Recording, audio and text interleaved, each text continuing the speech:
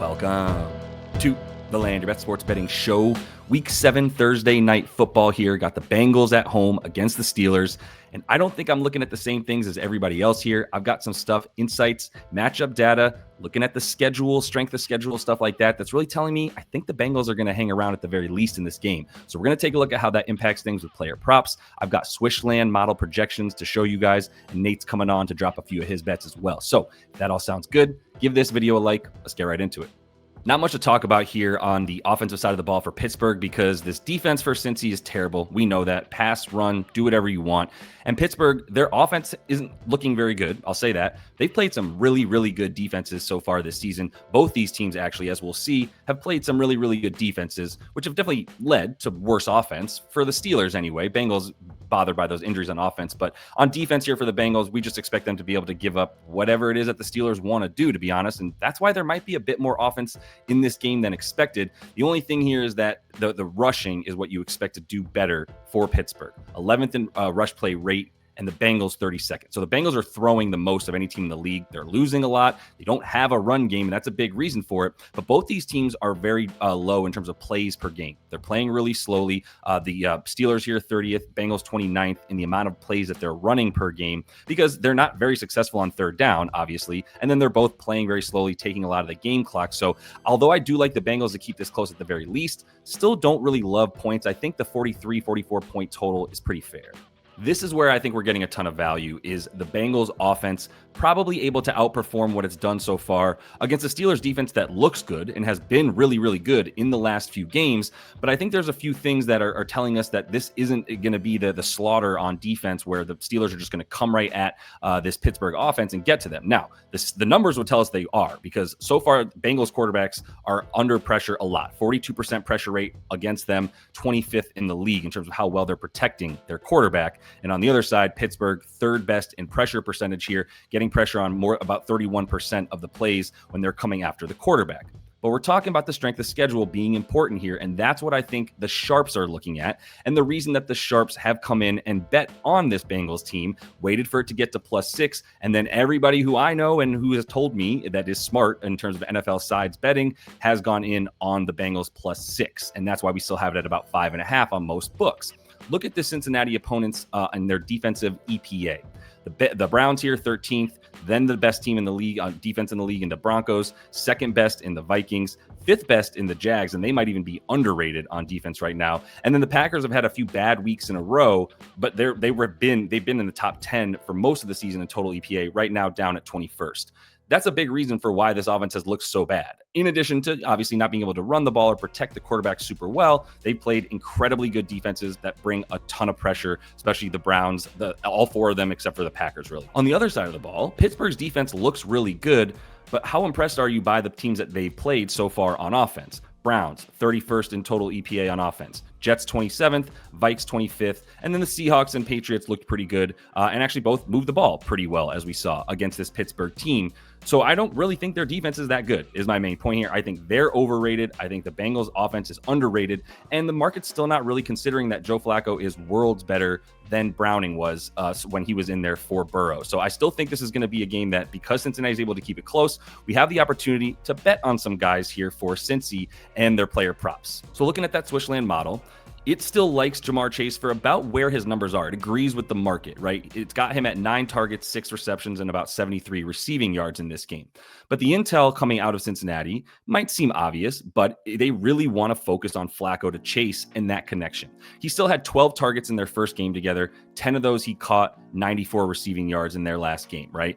I think this intel that they're really going to be focused on peppering him just as much as they did last week, if not more, would tell you that he should get a bit of a bump, at least in the receptions as well. And the market is telling us they agree because it's 6.5 for the receptions at about 73 yards. Not a very good average yards per reception, as we know, but we do expect Flacco to dink and dunk, and Chase is going to be the beneficiary of that. Plus, if you get him on a screen, you get him with blockers in front of him, we're talking about one of the best yak guys at wide receiver in the league and in recent memory. So I think the 73 yards is actually still beatable to go over because we get a little bit of a bump, even though all the projections say this is right about where he should be. We could probably go over because the intel's telling us they're going to look for him even more so. Want to make sure you guys know about Chalkboard, the DFS style app similar to the ones you've already been using like Prize Picks and Underdog. If you do sign up right now and use code LYB for a limited time, they're offering you guys a 100% deposit match. So however much you deposit, they'll match that in bonus funds. Plus you get a free pick for any player that you want rather than having to choose the specific one that they give you. You basically get a free pick for any single of the NFL bets that you want to make here. If you do sign up, this is the book of the week on landyourbets.com. Use that code and then just let me know that you signed up. I'll get you a free month access to the website so you can get all the projections, get all the bets that Nate and I are making. Just email me, support@landyourbets.com. That's the address to hit up. Let us know that you used code LYB to sign up for Chalkboard, and we'll get you that free month in the VIP.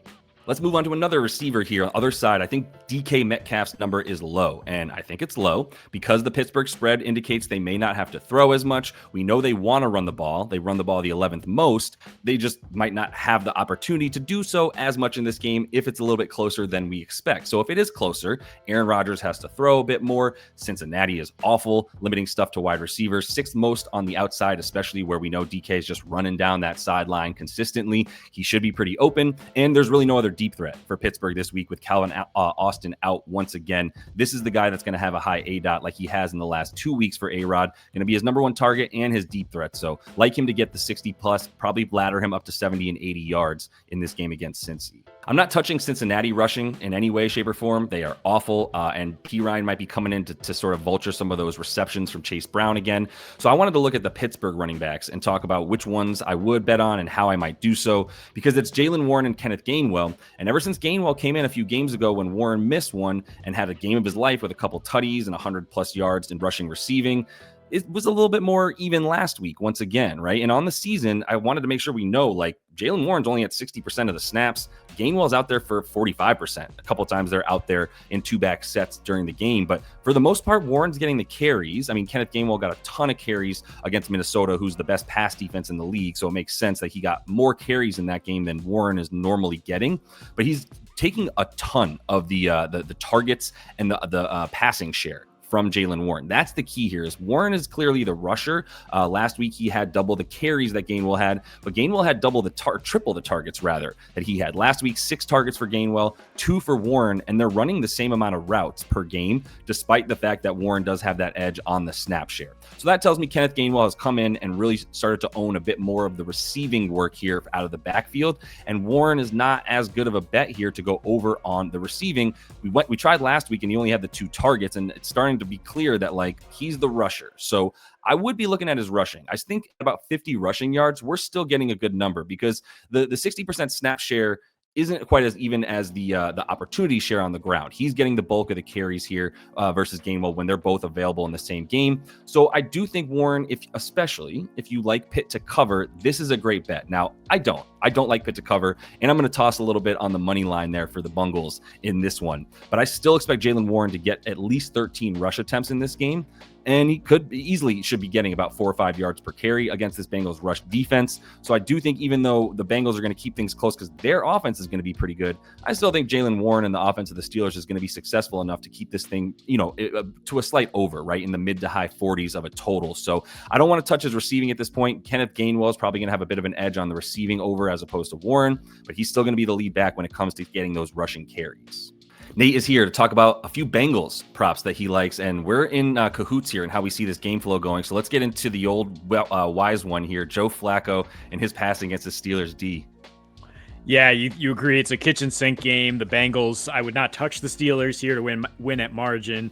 I think the Bengals are going to be quite competitive, maybe surprisingly to some, but Flacco now with a little more time to prepare. I think he's going to be able to pick up some first downs, keep the chains moving. That's what we saw in the second half against Green Bay after it was a struggle early.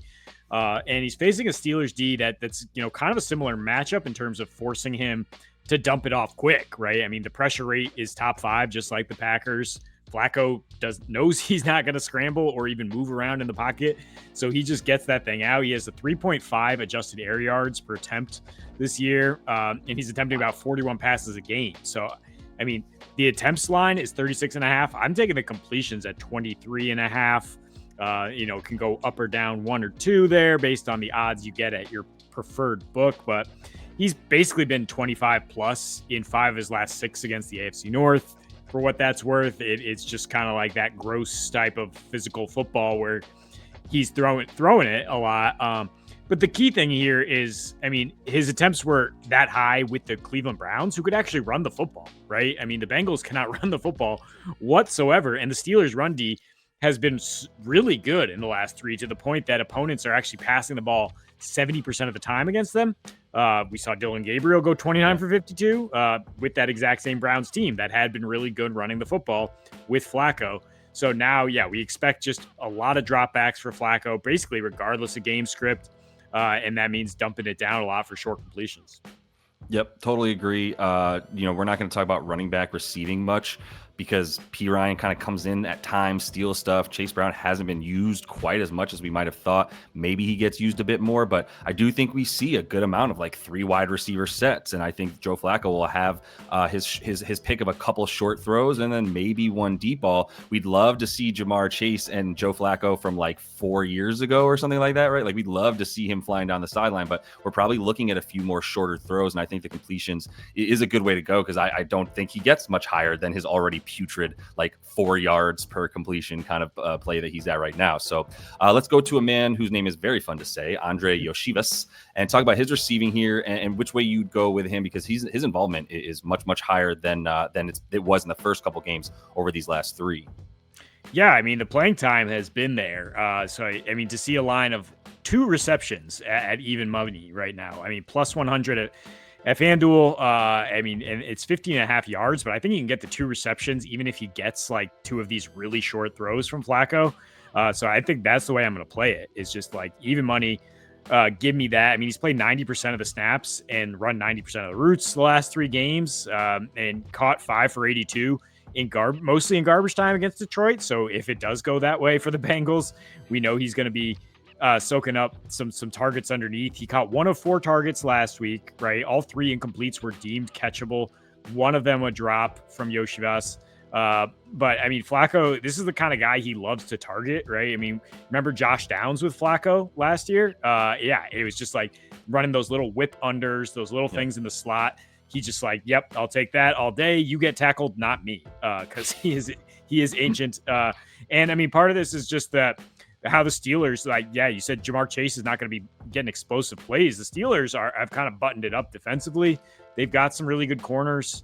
Jalen Ramsey's technically their nickel corner, and Iosivas is in the slot, but like physically, that's a weird matchup. Like Iosivas is this tiny little like quick guy, right? So I think they're probably going to use Ramsey more on like a T. Higgins or Chase more often and try to tamp those guys down. I don't think the Steelers are going to be that worried about Iosivas catching a few underneath passes. Agreed. Yeah. I think he's going to press up on T. Higgins. Higgins was targeted a ton, easy for me to say, in the first half of last week, and then kind of just fell off a bit as guys like Iosivas and even P. Ryan and a bit about Jamar Chase. I mean, Jamar still had 10 on 12 targets, 10 receptions, 94 yards. I don't know the last time he went 10 for 94. Usually if he's got 10, you're looking at like 160 yards for him, but everything's much shorter now. So I think he's also still beatable in some ways. I think receptions is the way that you like completions for Flacco. It does seem to make sense that receptions is the way to go for some of these guys.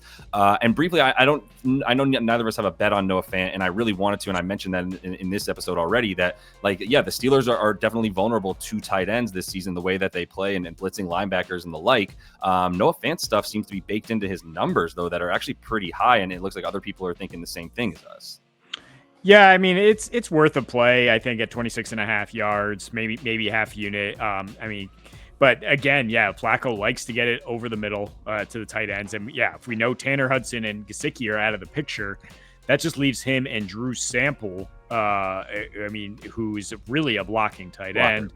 Hudson is also a blocking tight end, still somehow out-targeted Fant last week. And so I think that'll regress a little bit in terms of Fant getting more routes run in this game. And Pitt, they just because they have really solid corners, they've just funneled these targets inside. 27 targets in the last 3. What did the Browns have, 17 last week? Harold Fannin doing work underneath in comeback mode. So I mean, I'm not saying Fant's not worth a play here. There's just a wide range of outcomes. So he's definitely a good DFS play or a streamer, as far as maybe he gets 40 and a tutty here. And maybe, he hits that upside spike. Yeah. Either way, I think there's a bit more passing volume available than maybe some of the props are indicating. If you think game script goes, since he keeps this thing neutral, and let's throw a little bit on the money line. Like I think it's a Thursday night weird game. You're going to get some good plus money for them, especially if more money comes in on them at the like -5.5 that it's sitting, 6 at some spots. But if you see that, and it gets to 7, then like you're going to get a good money line price on them. And there's some weirdness that could happen in this one. So appreciate the Trey time. Hendrickson, right? Yeah, it just made me think that like Trey Hendrickson is probably going to get if he's active, right? I mean, he's dinged up. But that's going to be a key thing to watch if you want to bet the Bengals, because I could see him getting in there and giving Aaron Rodgers problems. And how about on the other side, the injuries to guys like Watt and company that are still kind of trying to stay healthy as well for the Bengals, key sort of 3 rushers and the rest on the other side. If Flacco does have a bit more time, which he needs, we know he needs it. So either way, good stuff. Nate's got his opening early lines and some player prop looks in that one that I'm on as well. So make sure you check that out. And then he's going to be back with his closing lines, player props for this weekend. But appreciate the time as always, Nate. We'll talk to you soon. All right, y'all. Appreciate the time as always. We will be back with Sunday props. Nate's going to have his closing lines and some more props as well for this weekend. And then we're back with Monday Night Football. Make sure you check out the website. If you are interested in getting the free trial, we're going to have that up on there as well, so you can test it out for a few days if you're interested. So until I see y'all next, happy betting.